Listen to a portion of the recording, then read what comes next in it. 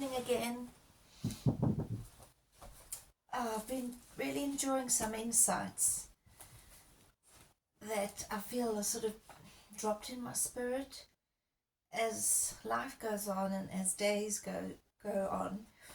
And I'd love to hear from you what your experience is in this life regarding healing from the past, trauma, forgiveness. I know there are various tools and methodologies that have come up over the years through psychologists and so on. I love the way God is so individual and how, for me, it's been little prompts at different times so that it's not all too overwhelming and all at once. And very individual as well. Sometimes pictures, sometimes dreams, sometimes just a verse.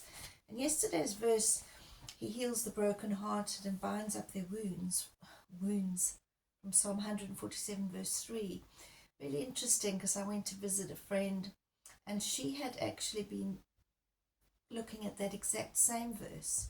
She had fallen, and so for her it was also regarding her actual wound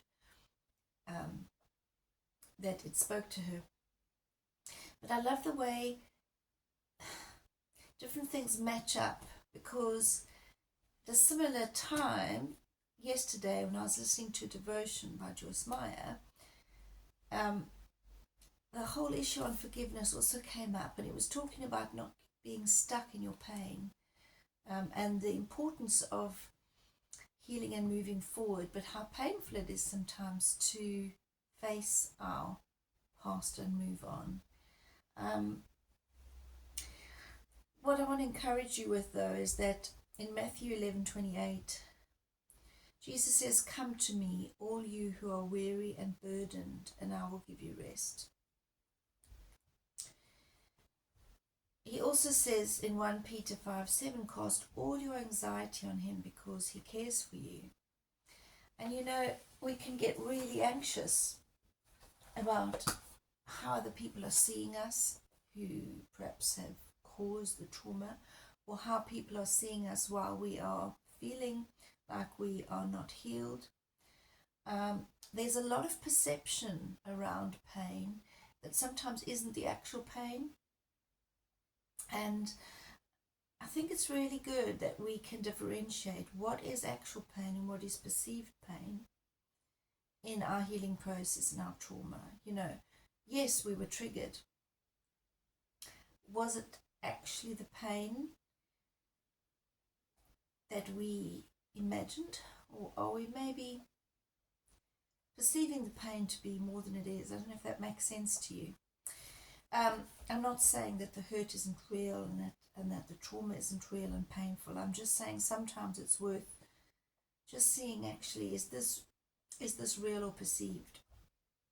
And in our next section on healing, I just wanted to ask the question here: what in life could hinder you from completing your healing process? And what can you do now to help yourself overcome these future hindrances? Just something to think about. As I mentioned before, I'm asking a few questions from Evan and Jenny Owen's book, Practical Steps to Overcoming Trauma. And the time process of overcoming trauma can, I believe, be shortened by our intent. If we are intentional about our healing, combining it with the Spirit of God and His divine power to help us live a godly life, I believe He can heal us in a very deep and real way that can free us. And even just yesterday, thinking about the fact that, you know, some of my anger and my feelings were out of context, and they were deeply rooted in a different situation that triggered the pain. It was quite freeing for me to think that actually, you know, I can enjoy everyday life without those traumatic past experiences or unforgiveness and bitterness holding me back in my thoughts. And that as I forgive and let go and let that person free and let that hurt free and that bitterness free, I can actually be more intentional about enjoying everyday life. So think about what might be hindering you from healing. And let's talk again tomorrow. Please comment if there's anything you'd like to share on your journey of forgiveness and healing past trauma. And remember that you can cast all your anxiety on him because he cares for you. 1 Peter 5 verse 7. Thank you. Goodbye.